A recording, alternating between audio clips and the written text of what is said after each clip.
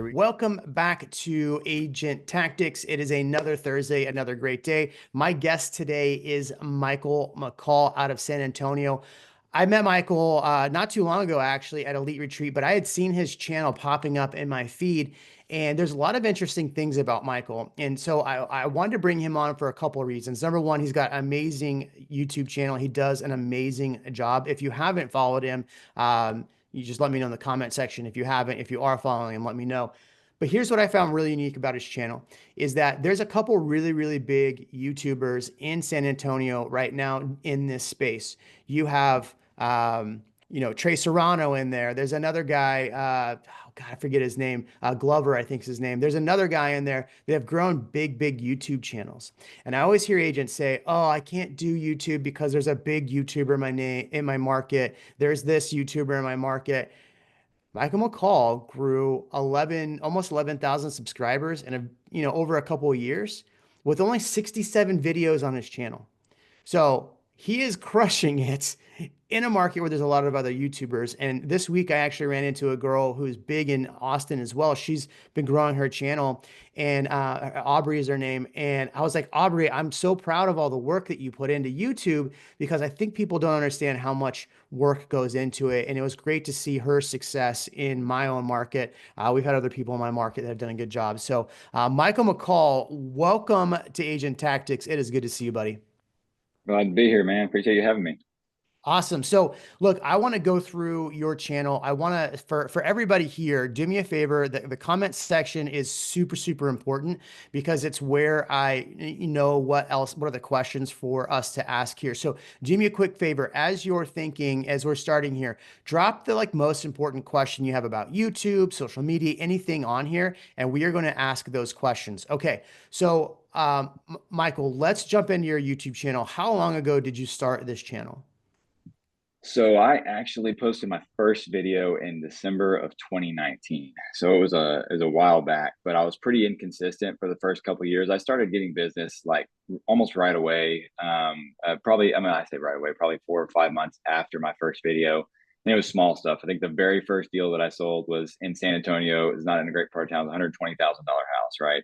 And then sold a few more that year. And it was good. It was helping me because that was not long after I got licensed. I'd only been licensed for a year and some change at that point in time.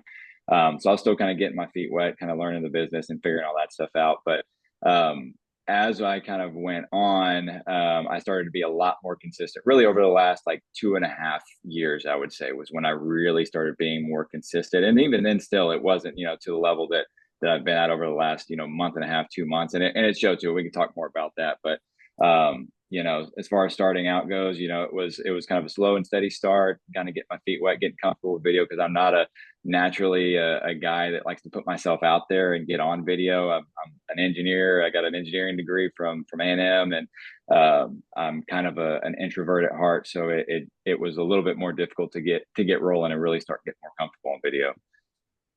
Awesome. I mean, I think that's what people need to understand too, as you get into this, there's going to be some tweaks that you make. And I want to hear some of the tweaks that you made. So what would you say your overall YouTube style is, where you're dialing in, maybe who your ideal avatar is?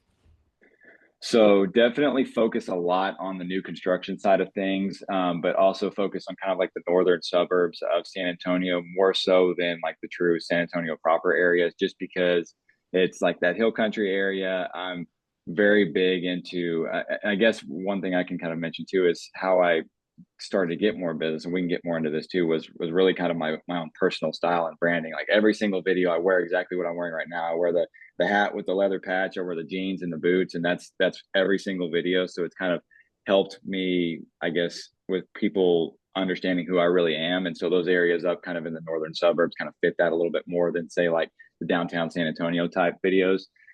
So my avatar is really the people that are, moving here, that are going to be working in the city, that want to be in a good school district, want to be have a little bit more space. I do a lot of videos on like acreage communities, like this one right here, which was about Bell Oaks, which is up in Bulverde, and really kind of focus in on those people that are, definitely like out of state relocation clients. I really talk about every little thing that I can about each of these neighborhoods and each of these areas that I'm talking about, as if I was in their shoes and just thinking about, okay, if I'm moving to a new area and I know nothing, what do I want to know? And I try to really focus on those specific things and just talking about it in my own personal way of, okay, if it was me exactly, I'm speaking to me on the other side. If I was moving to another city and had no idea what I wanted to do and where I wanted to go. So what do you think are the top things then that you talk about in a video that keep people watching? Because I think we all struggle sometimes to figure out what content to put out, right? So what are the things, but the content is more important than pretty much anything. And we'll talk about your thumbnails and titles in a minute. But what do you think are like the things that you try to speak to your avatar the most in each one of these videos? So for me personally, I would probably say it's more about, okay, if you're if it I really focus on the lifestyle of like, okay, what it's going to be like to live in this area, whether I'm talking about a neighborhood or like a suburb city specifically. I try to focus on what it's going to be like to be there. I try to talk about, okay, if it was my family, we would enjoy doing this. I've got 3 kids. I mentioned that a lot. I say, we come up to this area to do this and this. I do a lot of videos about like New Braunfels, which New Braunfels has a lot of stuff to do. I know you've had Ryan on the show too, and he does a lot of stuff up there. I do content on there too. And so it's, we talk about, okay, if we're going to New Braunfels, these are the different areas that we want to see. These are different areas that I would personally want to live in just for this, and this reason. We talk about the schools and kind of, I pull up the different school ratings and kind of show those specifically, talk about the property taxes, talk about the HOAs, the amenities, and just like what's close by, whether it's parks and things like that. So really kind of focus in more on the lifestyle of everything and kind of throw in some of the specific data points. Me being the engineer that I am, the background that I have, I give a lot of details on specific numbers of, if this area has, been growing, if they have a certain amount of sales over the last year, I try to plug in those details. It's all easy stuff that I can just pull out in 10 minutes on MLS whenever I'm, prepping for my channel or for my videos. But, I get a lot into the details about the average price points and what types of homes are for sale there, and whether or not you can buy super affordable house like in the 200s, or if it's all, hey, $400,000-$500,000 plus in these areas, making sure that they understand if their budget's a certain way, whether or not they can even focus on that area, right? So I try to give as much information as possible to kind of help them make that decision, to where most of the time whenever the clients do call me, they kind of already know exactly where they want to be at just based off watching the videos that I put out.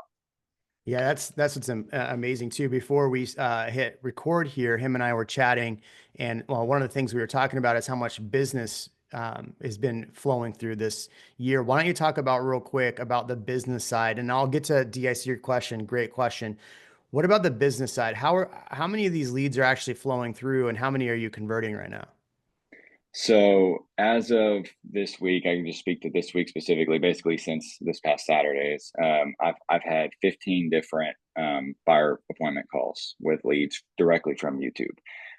This year alone, I've got right at 7 million in closed and pending, which is just under half of what I did all of last year, which is huge. And with these leads that are coming in, I'm starting to get more that are more referrals and listing sales from past clients that I've closed through YouTube also. So that's starting to pick up as well. But the lead flow specifically, I think it's really picked up a lot recently, just because of one, the consistency. Before, again, I'm a family guy. My wife doesn't work. I've got 3 kids at home. She homeschools them, so we do a lot of stuff with the kids. I help homeschool, so I'm not able to spend 8-10 hours a day working like I would if I was a single guy, or if I was really trying to go into the office all the time. I really try to spend a lot of time with my family. And so I know that I could kind of push this to a completely different level if I put a little bit more time into it. But being consistent with getting those videos out every single week over the last 2-3 months really has been the biggest thing that's, I think, really generated a lot more business coming in. And also some of the things that we can kind of get into as far as like the different call to actions and kind of how I've changed that over the last month or two also. Okay. Yeah, I'm curious how the call to actions change because, one of the major things I hear people talk about is call to actions. Let's dive into the avatar a little bit here because this is right in the same vein of where we are. D says, do you absolutely have to choose a niche and avatar? What content converts? I'm not sure whom I should be speaking with. That's a realistic, and what's your realistic budget on the video? So let's start off on this question. Let's start off on how you figured out who your avatar is. Obviously, you said that you talk to people that are basically like you, small families, right? This is what Mhm. our family does. But how are you coming up with the content? So the content specifically is more so just okay. I know the areas that I want to focus on. I've got the my buckets really are the suburbs. Specific content about each of the suburbs and about San Antonio, and then different new construction neighborhoods that I think that I can focus on and do video tours and talk about those areas while I'm doing the video tours. Because whenever I'm doing the new construction tours, it's not just walking through the house and just talking about the house and talking about that neighborhood. It's talking about the area that it's into. And so I really try to, get more details. Okay, if this one's in Bernie, let's talk a little bit about downtown Bernie. This is, 5 minutes away from that. Let's talk about some of the schools. Let's talk about, how far it is to commute down into San Antonio, so I kind of pick those different areas, but I'll kind of rotate between these. Sorry, I got a video I'll, blowing up on TikTok, so I was like, "What the heck?" My bad. My you're bad. good. So I'll rotate basically go from I've got Bernie, Bulverde, Spring Branch area, New Braunfels, Seguin, and then Lavernia. Those are kind of the main suburbs that I've had the most calls about. So those are the ones I do the most videos about, and then San Antonio. So I'll rotate between doing a new construction neighborhood, whether it's a low price neighborhood or one of the higher price ones. I like to do the higher price ones with the acreage communities just because it's a little bit easier to get in there. It shows a little bit better on the YouTube channels, but doing some of the DR Horton and the lower like $300,000-400,000 price points too are had got me a lot of leads as well because there's a lot more of those people moving here than the higher priced ones personally, right? So I'll rotate doing between the new construction videos, and then I'll do pick 10 reasons you shouldn't move to New Braunfels, right? That was probably one of my biggest videos that I had blow up last year. They got over 100,000 views. And then I'll rotate back to another new construction in a different suburb. And then I'll do, okay, these are the updated pros and cons of Seguin, and then go back to another new construction. So I kind of go back and forth between a new construction one week and then more informational, like pros and cons, 10 reasons not to move to this area, those types of videos. So I kind of go back and forth that way. Awesome. I love it.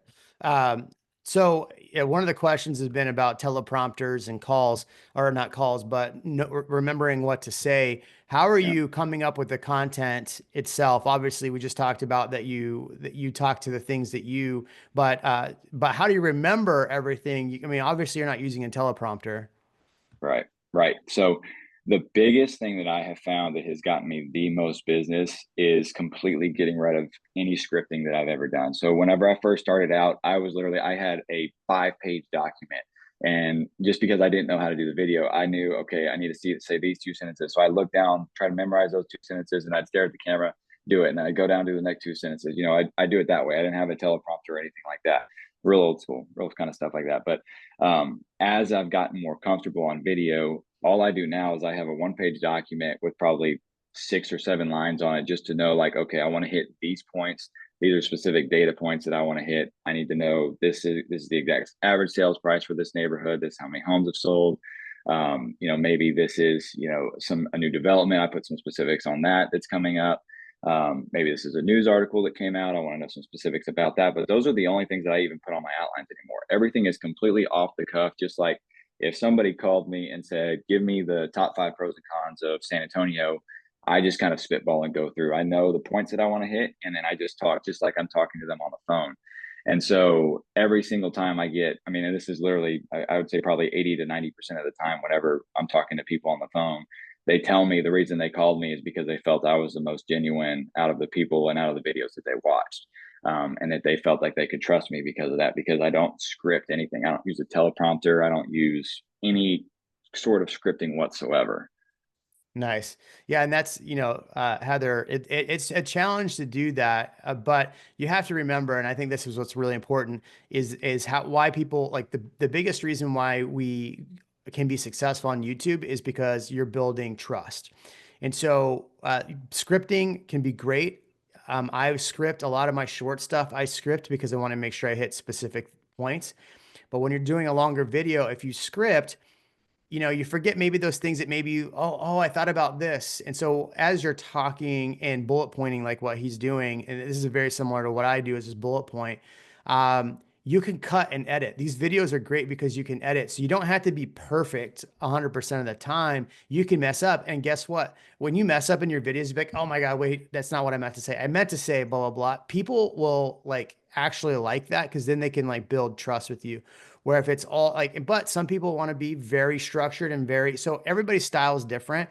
So if you want to use a teleprompter, get a teleprompter, have your camera guy set up a camera, have the Mhm. background out in the back where you are, and literally just read the teleprompter off the teleprompter app. I've been doing that for our short content. I hate it. I hate it. I hate it. But I've rambled too much. So, um, If I can add one thing to that too. So one thing that again, another thing that I've realized is that when you stumble and kind of fall on your words, as long as you're not trying to remember a script, it's still going to come across as genuine. You know, there's been many times where I'll like walk in and so whenever I do my videos, my wife actually goes with me. Like I said, she doesn't work. She stays at home with the kids. We'll so send the she's kids off to behind the the camera. grandparents' house. She's behind the camera. And so Okay, we'll good. go. And so she's recording me specifically. All we're using is a phone and a tripod. The iPhone 14 Pro Max has the stabilization, and then I got the Rode. I think it's the wireless ME microphone or whatever. That's all I ever use on anything. And so we walk, and there'll be times wherever I'll forget something, and I'm like, wait a minute, give me the outline. Let me see what that number was again. And I'll pull it out just in the middle of the video, and I tell the video editor on the walkthroughs, especially, don't cut anything. Leave everything 100% raw, because I think that kind of little bit of, imperfection helps them feel a more genuine connection to you when they're watching the videos. You're not trying to make the video perfect and cutting every 2 seconds because you say or whatever. You don't have to do that. You still got to get comfortable to where it still flows and it has good watchability and everything, and you're not stumbling over your words the entire time. But that just comes with time and doing more and more videos and getting more content out there, get more comfortable with it. Yeah, nice. So let's actually go into the editing part of that because so you're shooting your wife's basically walking around. You have a wireless mic, right? She's filming you Yep. walking around. You're talking to basically, so that makes it fun too. You're talking to your wife. Yep. I noticed you get a lot of B-roll from drone shots. Are you doing the drone work or somebody else doing that for you?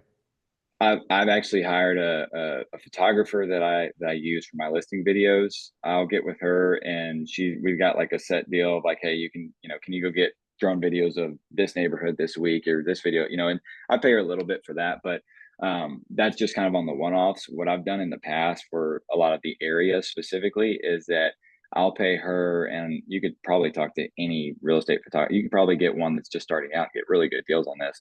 And I'll say, hey, I need drone video of New Braunfels. I need you to go to downtown. I need you to go to these two neighborhoods. I need you to go to the river.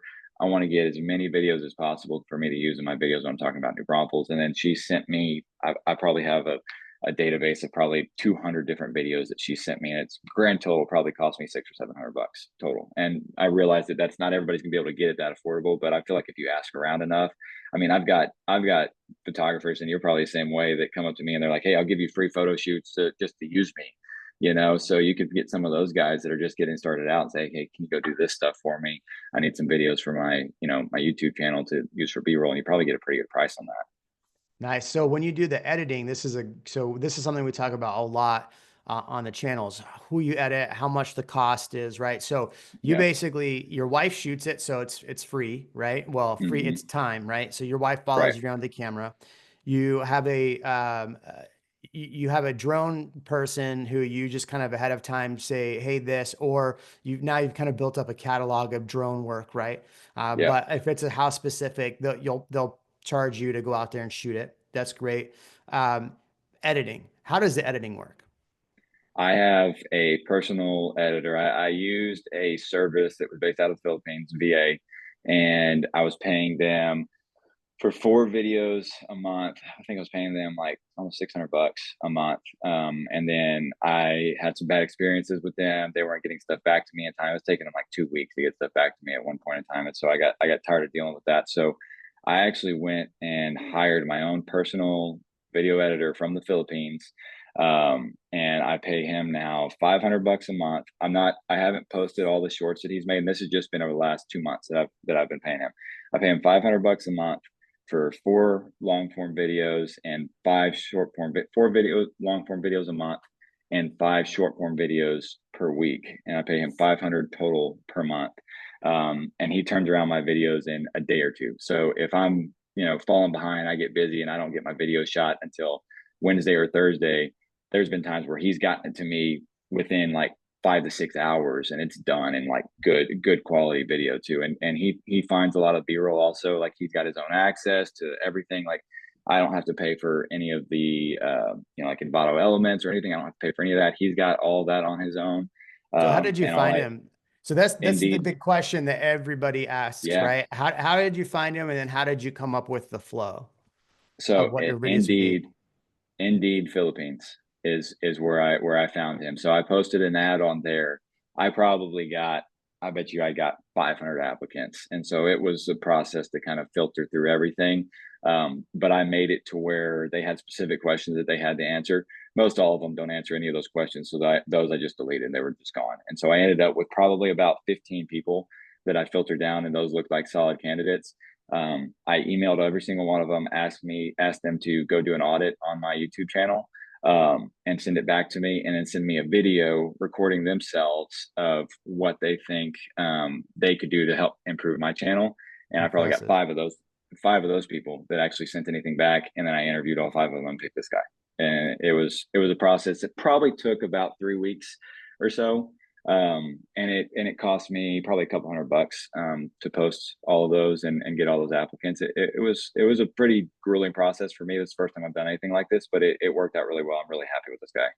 So, okay, so wife shoots it. You turn Yep. around, have a video, a drone person that you found by just asking around, but now it's your same person does your videos or your photos, right? And then you went Mm-hmm. to Philippines. You'd had a bad experience. You went to Philippines, Indeed Philippines, Mm-hmm. and interviewed people. And how much a month are you spending total on your YouTube videos? Total probably no more than 700-800 bucks a month, and that's on the high end. A lot of the stuff I already have on my own too, and a lot of the one thing I didn't mention is some of these new build neighborhoods. The new build people have B-roll that they've given me and let me use before. So a lot of times I'll ask them if they've got any B-roll shots that I can use to help highlight the houses, and they give it to me, and they have no problems doing that. Okay. So, $800 a month, basically at most. Yeah, And yeah. you have, as of right now, it's February 13th. You have over Mm-hmm. 7 million closed and pending from YouTube Yep, in the first 2 months yep. of the year. Exactly. So that's a pretty good, if I were to do my old 2.6% average commission times 7 million dollars. It's a pretty good GCI on roughly, $3,000 total spent on YouTube over the last 5 months. Yeah. How many people are paying for ads more than $800 a month, and are ads or subscription services to whatever realtor.com, and don't have 7 million under contract? Pretty good ROI. Some people in the chat are asking you who your person is. D, I always recommend you never give up you're a good person, because then they're too busy for you. So I'm not going to let him answer that question for his own safety, because everybody asks me for my guy. In fact, I went to Elite Retreat, and my video editor, who you met, Bryce, Yeah, used to yeah. work with somebody else in San Antonio who's a coach. And they asked after Elite, they're like, "Hey, can you shoot all this video for me and do all this stuff?" He's like, "What? I work full time for Jeremy. No, I can't come help you again." So kind of funny, but okay. Yeah, for sure. Let's talk about the content itself, though. Again, I want to circle back to this because Rambo had a really great question. So keep the questions coming in here in comments as well, because I want to get to these as well. How do you go about planning your videos? Is there a framework that you follow, and how do you structure your videos? Okay. So I'll do the 2 separate ones. So I do, I kind of have like my new builds and my informational style. So all the new build content, essentially what I do is I started out with the intro, and I try to make the intro 30 seconds or less. I try to get straight into it. I don't have a pre-recorded intro, anything. I don't say, "Hey, this is Michael McCall with JB Goodwin Realtors in San Antonio." I don't start with any of that. I just start straight up with the hook of what is built on from the title and thumbnail. I went through a couple different YouTube training classes that, I saw, and most of it was free. I spent maybe a couple $100 on some, some group stuff, but essentially I try to create the hook with the title and thumbnail. And then immediately in the intro, I build on that specific hook with the title and thumbnail. So I have to try to create, I know what my title and thumbnail are going to be ahead of me actually recording the video. And so then I make that hook. And then from there, I go straight into, like, if it's a neighborhood video, I'll go straight into probably talking about like the area, talking about the neighborhood specifically, building a little bit more anticipation about the houses that I'm going to be touring. And then I go straight into the houses from there. And usually I try to hit a minimum of 3 houses, because usually I take anywhere between 7 to 10 minutes, depending on how big the house is, to get through it. Because I try to make my videos at least 30 minutes long on the most part for these neighborhood tours. I try to get pretty long videos, but it's super easy, like I've said, for my editor to edit these, because whenever I'm doing the walkthroughs of the houses, he's not really editing anything. Every now and then he'll throw in some text. He may throw some B-roll on it if I'm talking about, the amenities as I'm walking through the house, little things like that. But he's not cutting anything with those types of videos. And then I'll always, usually what I do is after that first walkthrough, at the very end of that first house that I get through, is whenever I'll do my call to action. I try to do that in the first, like, 1/3 to half, and definitely before the halfway point of the video. I try to do my first call to action, and I do the rest of the stuff, and then I have another call to action at the very end. And usually my call to action at the end is also including getting them to watch another video, having that end screen element in place. And I try to pitch that next video that they should go watch, that's a previous video that I've already done. And I've noticed just through watching analytics that I get a decent amount of people that'll go from that video to the next one. And I think that's definitely helped my channel grow a little bit. It's a small portion of them, but that's been the majority of it. And then as I get into the informational videos, those I spend a lot more time structuring, because I try to get a lot of data on those. Like, if I'm talking about, 10 reasons that I think you should not move to Bernie, Texas, I get each one of those items, and I have a lot more specific things that I want to hit. So those videos, I try to get, as much as I possibly can. I try to organize it to where I can put at the very end something that is probably the most, like, eye catching and, like, attention grabbing point. And I also try to kind of hit that at the intro too, to kind of make them watch all the way to the end. Because one thing I found is that, and it's kind of getting a little bit off topic, but the longer the people are watching the videos, the more your channel grows. And if they're willing to watch through an entire 30-minute video, there's a really good chance that they're going to call you too. So trying to get them to go all the way through to the end of the video has been really good. Since I've started doing that over the last few months specifically, has gotten them to, I think, gotten a lot more of those leads coming in. So creating those outlined, it's more of just the same kind of process. The intro with the hook that builds on the title and the thumbnail, then get straight into the content. And then whenever I do my call to action, that's whenever I actually, like, introduce myself so that they actually know who I am, who the video is about, and then give a quick, usually 15 to 20-second pitch on why they should call me, or just tell them, like, hey, my thing is, if you're moving here in 2 days or 2 years, I don't care, give me a call, text, email, anytime, days, nights, or weekends. And then I also have, like, a link that I've created through my website that's actually gotten a lot more people registering through that rather than texting me or emailing me. So that was one of the things that I was mentioning that was kind of new to my call to action, was a link through my website. So let's go through the calls to action again. So the first third of the video, you have a call to action. What was that again? Yeah, so the first third of the video, like, basically, after, if it's a pros and cons type video informational, I usually do it after, like, the first 3 points is whenever I'll do the call to action. Or if it's like a neighborhood video, I do it after I look through the first house, because I always do at least 3 houses. Sometimes I'll do more, but I always do that call to action right after that first house. And then the call to action is just exactly what I just said. If you're moving here in 2 days or 2 years, doesn't matter to me, reach out to me, call, text, or email anytime, days, nights, or weekends. And then you can also contact me at life in San Antonio, Texas /contact. And so I created a landing page on my website. They go there, they fill out their information. And that's where about 40% of the leads have actually been coming in over the last 2 or 3 months. And that was whenever I just started doing that. And so what I'll do actually now is, throughout the video, What's your is website that name? it's lifeinsanantoniotexas.com. And so that link, that forward slash contact link pops up, and it's nothing fancy at all. It's just a contact form that they pull up, and it asks for their information, and it sends it straight to me. I use Lofty as my CRM, and so it's pretty good. I like Lofty a lot, and it gets me a lot of good details whenever they send in that information. It's funny as I typed in your website and it took me to Uh, Lofty oh, did it really? because I have Lofty too. Yeah. So it's Oh, life okay, in San okay. Antonio, Texas.com. Texas.com. Yeah, yeah.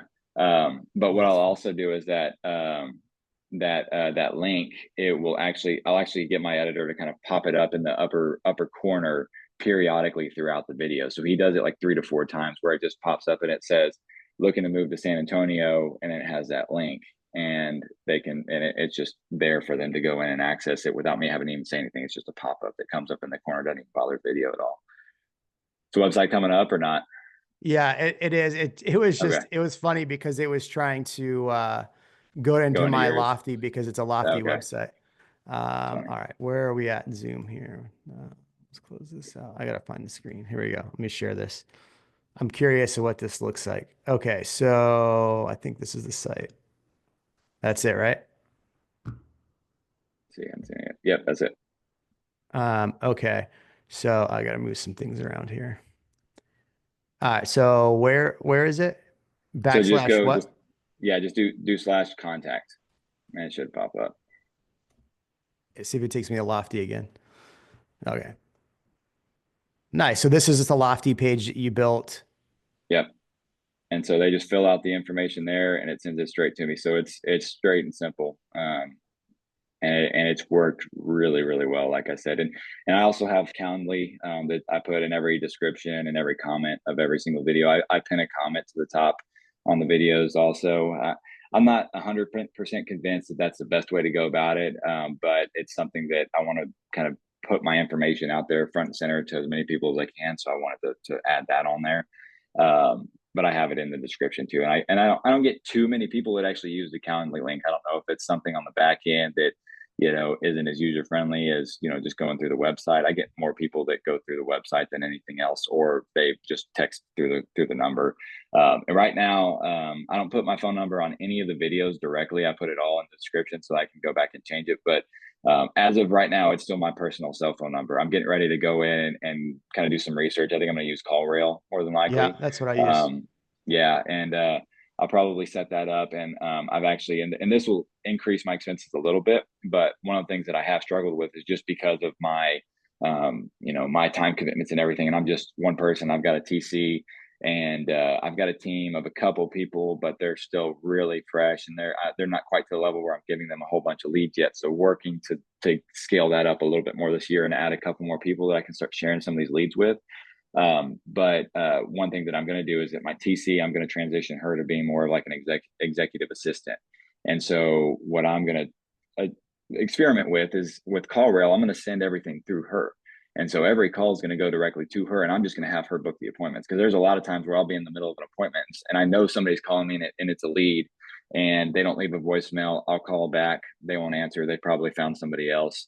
But if I send it directly to her, she's going to act as sort of a receptionist for me, where, if she gets a message, she'll respond back to them, set up a time for me to call, have a calendar, block set up to where this is whenever any of the calls can be scheduled. If there's somebody that is looking to move like right now and they're coming this weekend, she'll get me in touch with them directly, like ASAP. But just to try to scale a little bit better with the amount of business that I've had, and it's just me, so I don't have anybody that's helping me with the YouTube channel right now. It's 100% me. So trying to And figure out best ways to scale that a little bit more.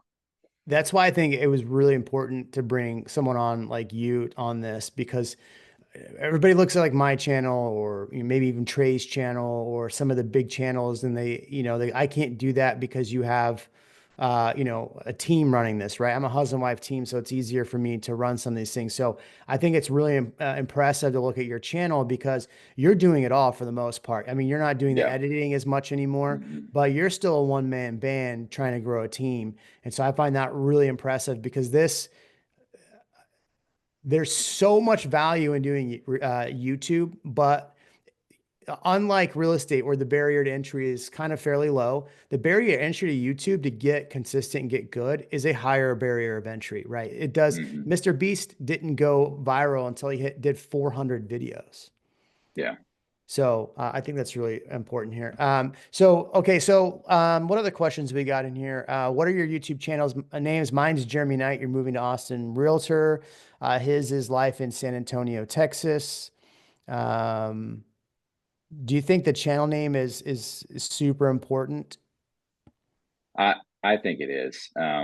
Personally, I think that it helps a lot with the SEO in the beginning because I can tell you, like right now, the majority of my content's coming from the browse features, YouTube homepage, that kind of stuff. That's about 45%, and I only get about 25% of my traffic through search. Whereas in the very beginning, it was 60 to 70% was through search. So I think in the very beginning, you really have to focus on doing the best you can to optimize everything for search, to try to get more traffic built up. And as you start to build a more consistency with, your view times, your watch duration, and your subscribers coming back and watching your channel, then you'll start to get recommended a little bit more. So I think that it's really important in the beginning. And again, like you and I talked about too, my stuff doesn't have my name on it. So if you just search my name on YouTube, it doesn't really show up, right? So that's one thing that I'm going back and tweaking now, is to try to make sure that that does start to pop up.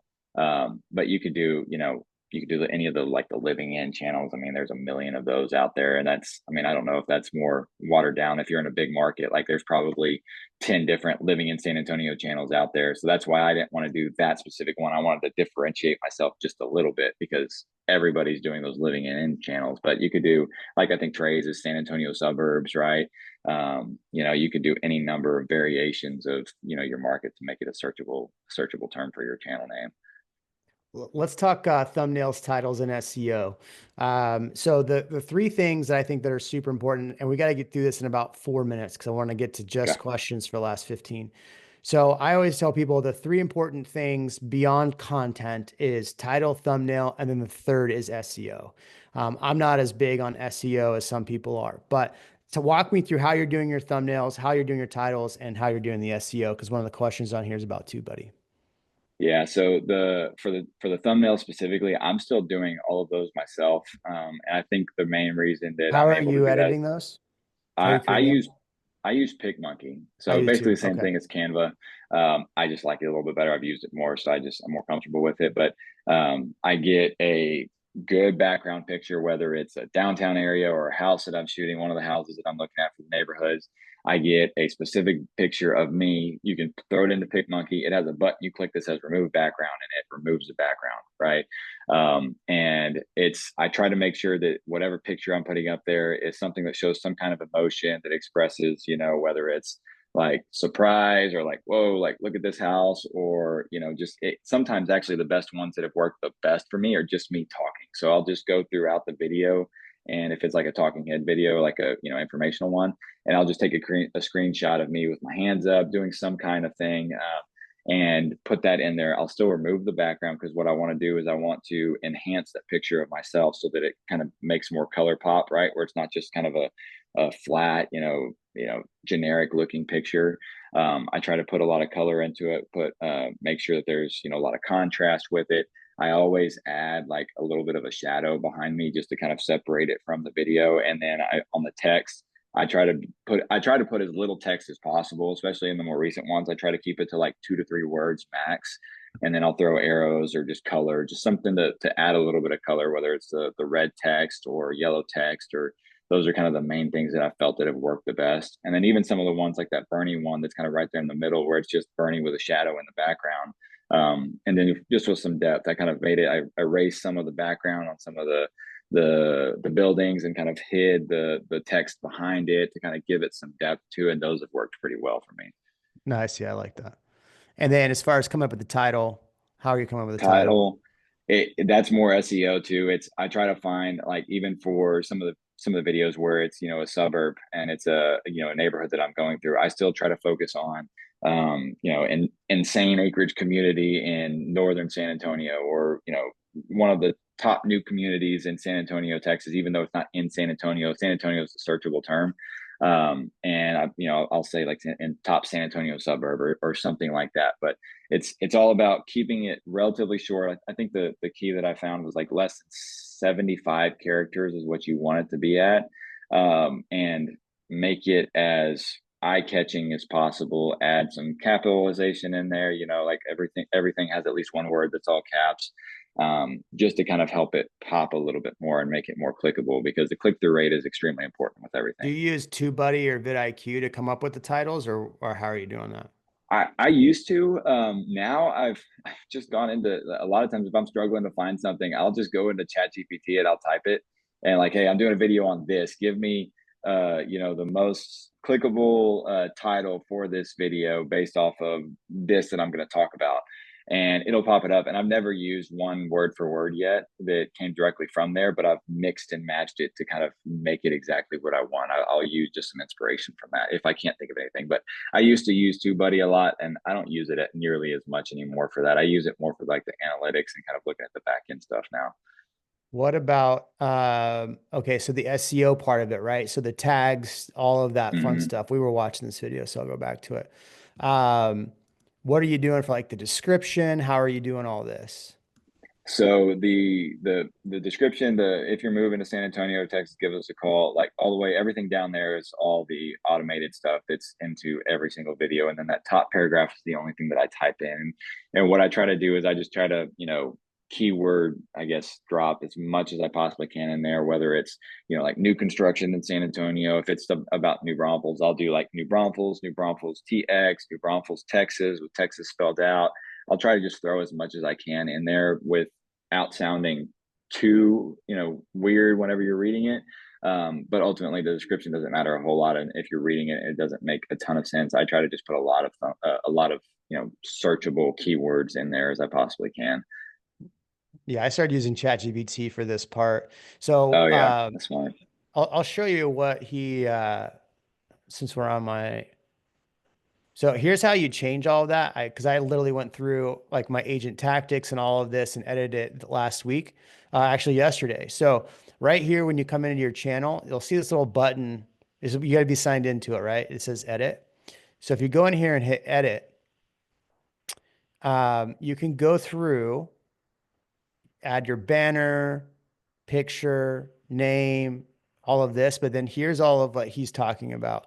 So when you do your videos, it'll automatically populate this on every video. So you don't have to go through and populate this. You'll just come back in and then rewrite it's like what I'll do is like for when I go to add these videos, I'll just hit a couple spaces, go to ChatGPT, write what this is about, boom, right there.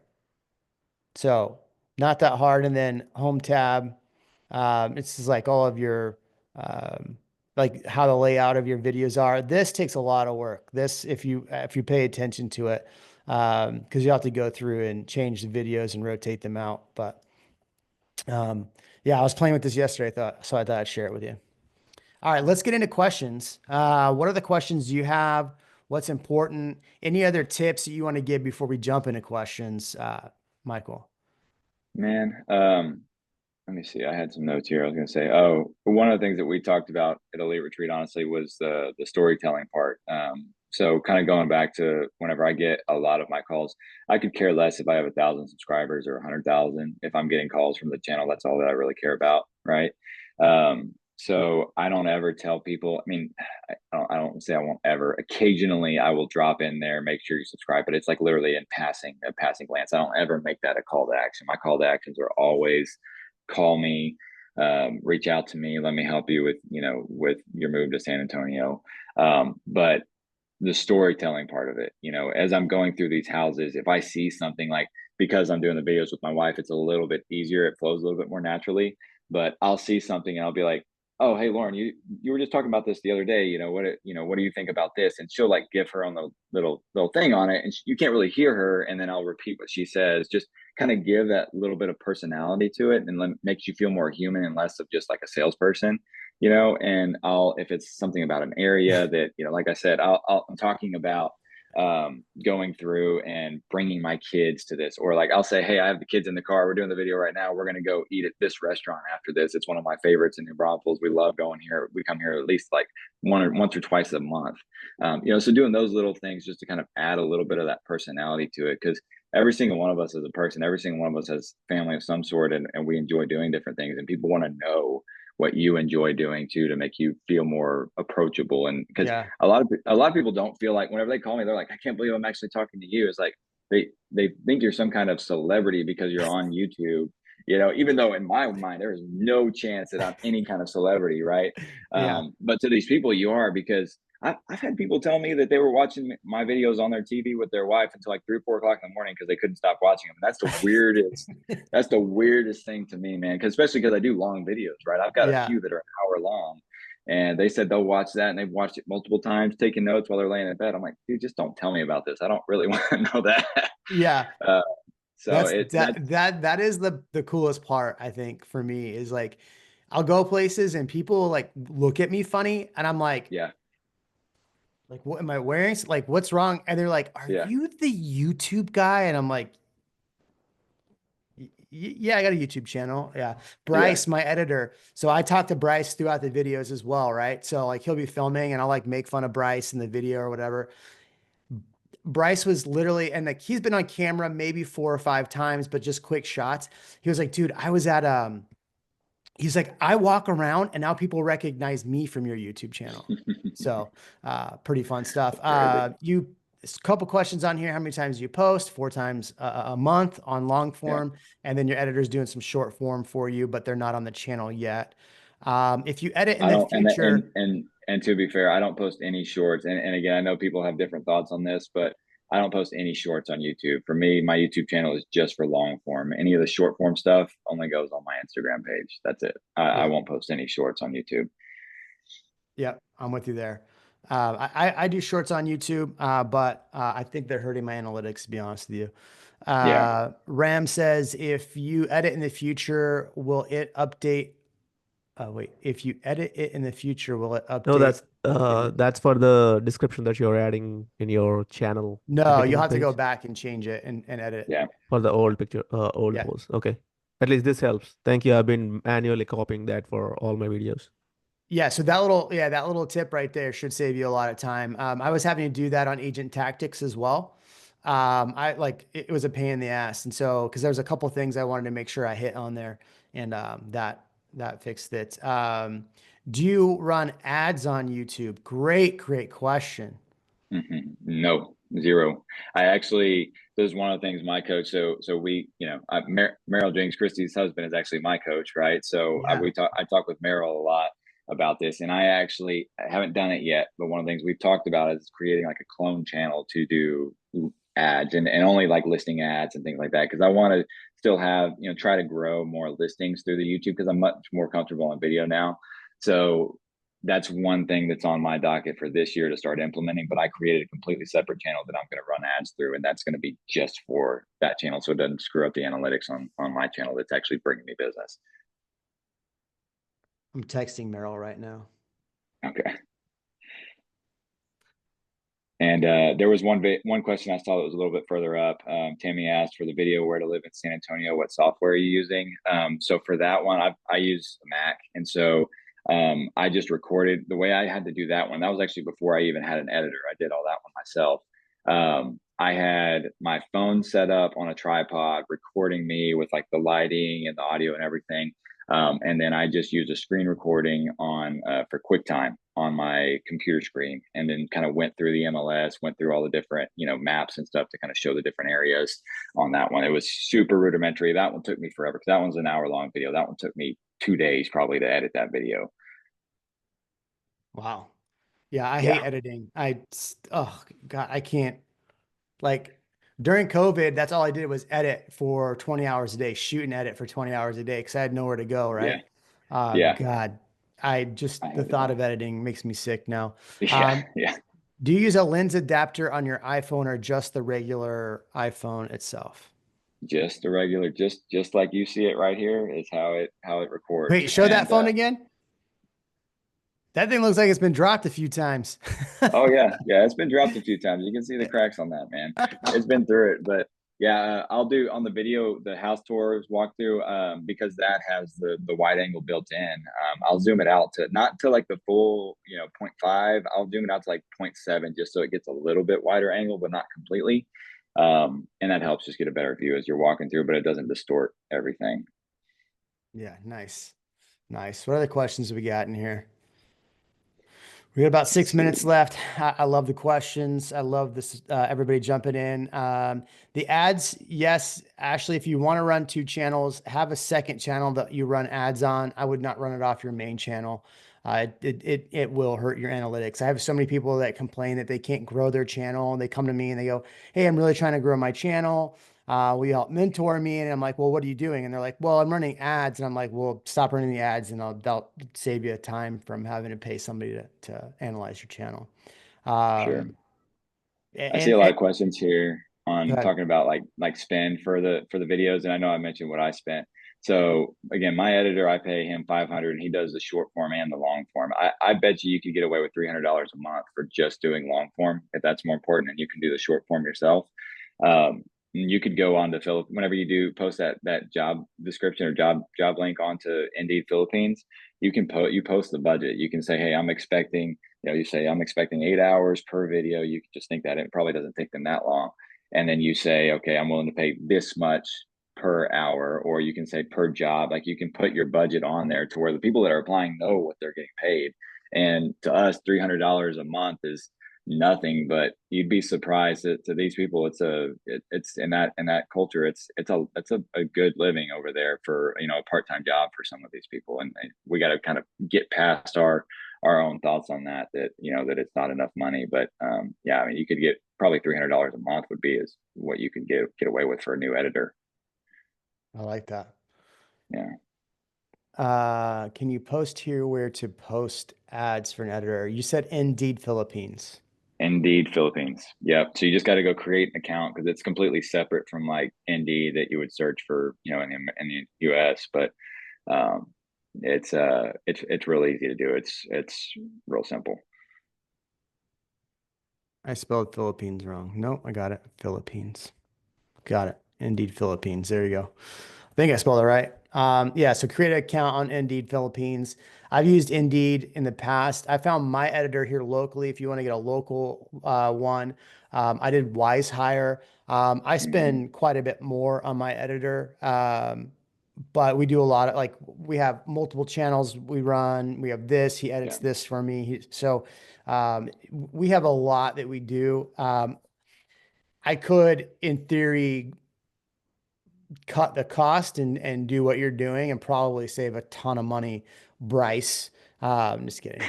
He's probably not going to get this far in the video. So Well, the so videos he never watches. So I'll mention too, like as far as, you know, hiring somebody from the Philippines, it is kind of a hand holding process, right? You have to whenever they get what we do with my editor, even though he's done several for me now and he's really good, kind of gets it right most of the time.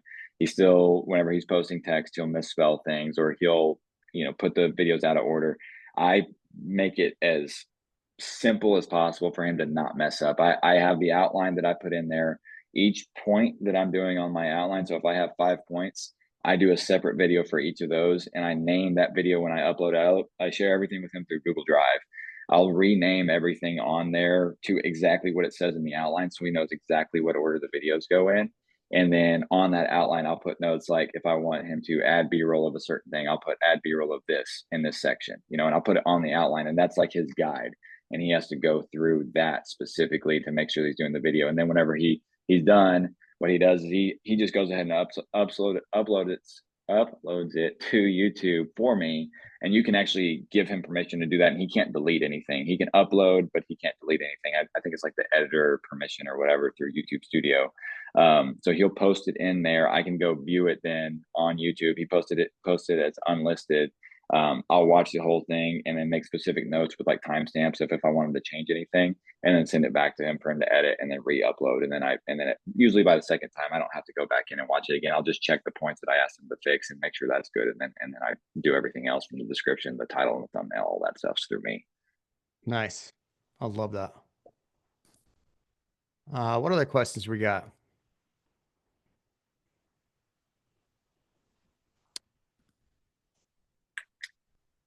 I am, as we speak, uploading.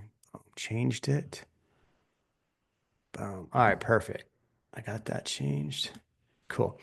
Let's see if this will now. So Monday, if you want to do Monday with us at 1:30, I have Christy Jinks, Merrill's wonderful wife, coming on and do database management, talking about database, how to grow your database. It's one thing to get all these leads into your database, but then you got to convert them. So come to that. It's gonna be 1:30 on Monday. Um, let's see, how much should we set aside per week per video? Per video. So I do if it's a new construction video, it doesn't take me much time at all. I can usually do, put the outline together in, maybe an hour or so, make a couple phone calls, make sure they're good with me coming out to do the videos, and then I'll go do the video, and it takes me anywhere from 3 to 4 hours total to do the whole thing, just between going in and out of videos, setting everything up. But for the more informational videos, which is where I get the most leads from, those take me, I spend 4 to 5 hours on those outlines. But what I'm getting a lot better at is using AI and ChatGPT specifically to help me create these outlines. So I'm not spending so much time, right? It's such a time hack with this, and being able to go in and just help it give me information, and I'm just kind of refining it. The last one that I did, it cut that time down to about an hour and a half of me just going through and asking ChatGPT questions and me editing things and then going out recording the video. Was pretty simple. But I always set aside at least, one morning per week, usually Monday morning, I set aside to actually create my outline and everything. And then, either Tuesdays, every now and then I'll do it that Monday afternoon. I'll go out and record, but most of the time it's on Tuesdays that I'm doing the recording, just to give my editor plenty of time to get the video edited and uploaded from there. Yeah, I'd say that's fairly accurate to what my process is, because I shoot every Tuesday, usually around 10 a.m. I'm usually done by 1. Sometimes it depends on what we're doing, but if I were to do like a neighborhood tour video, I would imagine it would take us longer, because my videographer's got to walk through, get all the B-roll, and then we got to walk through and do all the talking. So about the same. And then usually like Sunday mornings is actually when I set time aside to actually like plan all of next week's video. So Monday is all focused on contract content work, or like, what we're doing with the team. And then that way, Tuesday, when I wake up, it's like, boom, I've got the outline. ChatGPT honestly is incredibly helpful for me and my team doing this. So like a lot of the videos I do, I'll go through and read an article, and it's like, okay, I think I understood that. I'll put in ChatGPT, break this down so I can actually understand it in 3 paragraphs. And then I'll read it in 3 paragraphs. Awesome. Because in 3 paragraphs, I can understand everything that's in there. Because, articles, they write all this dumb crap to give it 1,000 words when it could be 500. So I use that, and then boom. So then I'll take the bullet points from that and be like, okay, so this video, we're talking these topics. And then I'll even link the article. So I'll link the script that it rewrote me in there. And so a lot of times I send Bryce the scripts ahead of time. And so like, as we're talking, I'm like, wait, what was that about? Okay, I'll reread it. Okay, so here's what we were talking about this. So yeah, I would say for now, it's taking me about 5 hours. It's the posting for me on all of these videos. It's taking a while. Yeah. Hilmer asks, is this the link for Monday the same? It sure is. Just the time is going to change on there. So when you do go on here with these links now, you should be able to add them in your calendar. So I'll add all of them to your calendar. I think I changed it, so it'll do that. Perfect. Man, you've given us a full hour of your time. I really appreciate it. If people want to reach out to you and ask more questions, if they want to connect with you, what's the best way to do that? So, I mean, Instagram's probably the easiest way. I'll type in my my personal email here, just so anybody wants to send me specific stuff. I'll do that real quick. But my Instagram, I've got a couple different ones. I've got one that's kind of more similar to the, like the YouTube channel content, which is at Life in SATX, and that's another thing too with the branding. All my branding is Life in SATX with the logo. You can see it behind me in my office, right? The shirt. I mean, everything is branded like this. That's a good one. Or my personal Instagram is just Michael McCall Realtor, and you can go find me there too. So either one works good. Awesome. Yeah. And if you want to reach out to me and ask more questions, Agent Tactics, I just started that Instagram. Do me a favor, follow that as well. A lot of the clips that we cut are going to be put onto there from here. So follow that Instagram. I took it all off of my main Instagram. I just, which is funny, these videos and these weekly things work really well because I've seen Mindy, Dave start some of that content. I changed all my content on my Instagram to be just more newsy, and my follower count on there has gone crazy because I've taken all of my like agent content facing stuff for this off of there and focused just on the other stuff. So look at both my Instagrams. They've done very well. My YouTube is still, or my Facebook is still just a trash hole. So yeah, same. Awesome. All right, Michael. Hey, I appreciate your time. Thank you, everybody. We will see you back on Monday at 1:30 with Chrissy Jinks. After that, we're going back to Thursdays at 10 a.m. So thanks again. We appreciate you, man.